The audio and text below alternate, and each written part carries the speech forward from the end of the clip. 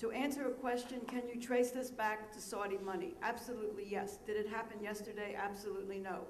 At the very end, or close to the end of the 1970s, the first $5.7 million came from Saudi Arabia into the Stanford Research Institute for the purpose of developing a 5-year plan to figure out how to pour millions, which has become billions, of Saudi dollars into what I have always called the purchasing of American education. Can you trace the result of it? Is today the first result? Absolutely not. If you go back to the very beginning, I spent 4 years doing research for the Consulate of Israel in New York on the doctoral dissertations done at leading institutions in this country, because as an American academic, I'm allowed to look at and comment on American education.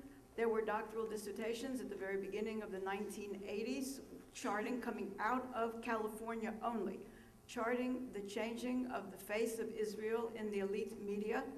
There were other doctoral dissertations charting, very simply, how to change textbooks from K through 12 in the United States.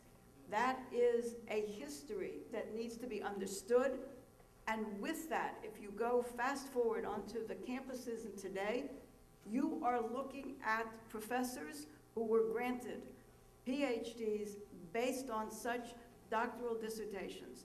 And therefore, research which was fallacious, erroneous, with bias and bias agenda has become research quoted from year to year in other doctoral dissertations.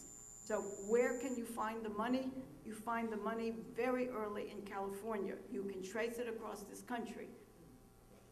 Since we are dealing with Islamist trends, this is something which I have found and what we are working on.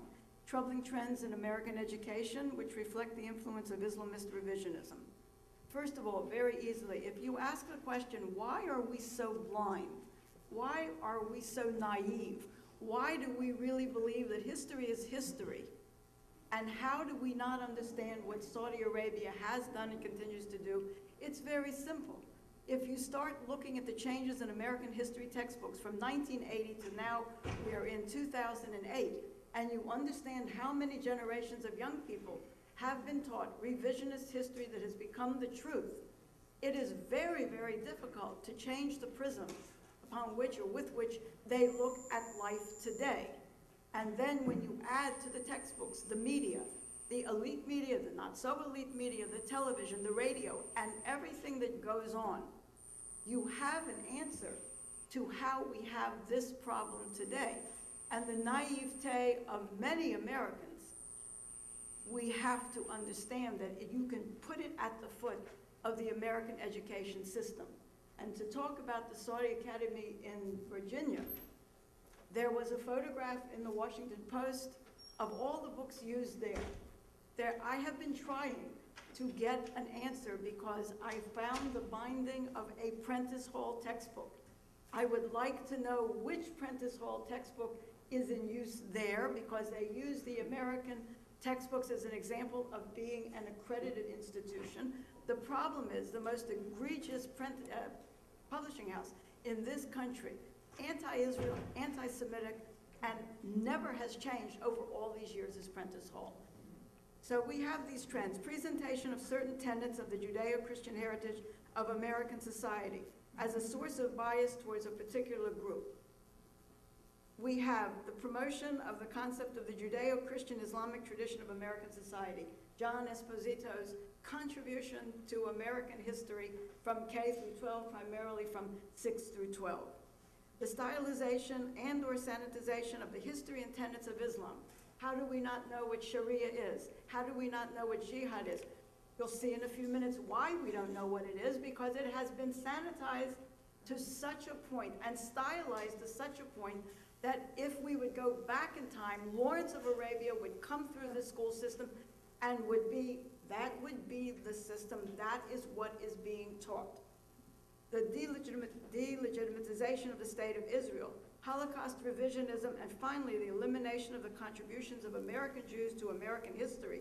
The past 5 years has removed the contribution of American Jews to American history from almost every single publishing house in this country.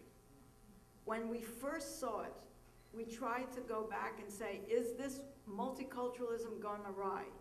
But I have to go, and I'm looking at Reed's presentation with the quote from CARE, to reduce Jewish influence in the United States. Forget multiculturalism with going awry, which it did go awry, but it didn't start out correctly.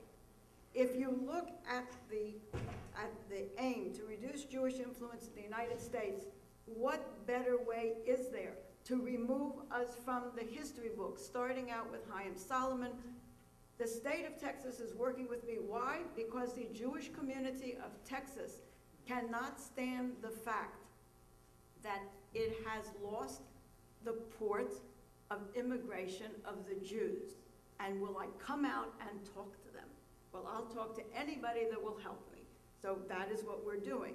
So this gives you an idea. Now, we are going to truly fast forward, and you look at these and understand where we are today.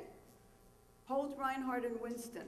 These, I have a selection here of major publishing houses: Holt, Reinhart, Winston, McDougall, Littell, Prentice, Hall, and Glencoe. And then a couple of the not so mainstream, but why are they important? Their books cost less than the books from the standard publishing houses. World History, Human Legacy. To tell you and to give you an idea so that you know what we do. We are all, you know, I have an academic advisory board of 16 professors, academics, one of whom, Mark Salberg, is sitting here to give me moral support. This is a volunteer organization. It is a volunteer academic advisory board. We are sought after by publishing houses such as Holt, Reinhart to review the manuscripts, the end result of which we deny the use of our name or the name of Hadassah as consultants, because the changes that would have to have been made were never made.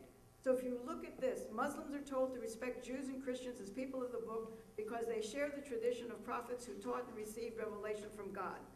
This is a refrain over and over from textbook to the different publishing houses. The people of the book, Christians and Jews, are protected species under the Muslims, and therefore, what is impossible is the truth that the Quran and the Sharia law impose rigid second-class status and restrictions on all non-Muslims and explicitly on Christians and Jews. So if you look at that, and you have to look at it because this is 2008 and we can go back in time almost through to 1989, and you find this indoctrination of tolerance of the Muslims for Jews and Christians and Jews, you will find generations of young people who will believe one thing and one thing only. It is Israel's fault and the Jews have brought it on themselves, because that proves from 2008 back to 1990 that it can't be the others, it is our fault. Page 951, the war also caused a massive refugee problem. By the end of the fighting, more than 700,000 Palestinians had become refugees. They fled from areas that Israel took control of, as well as from the general war and chaos. Absolutely nothing in the textbooks as to why the Palestinians left and how they were driven out by their own, as well as by the war, as well as the other problem. What about the close to 1 million Jewish refugees from Arab lands? They're gone. They're gone from the Arab lands, and they have not made it into the textbooks.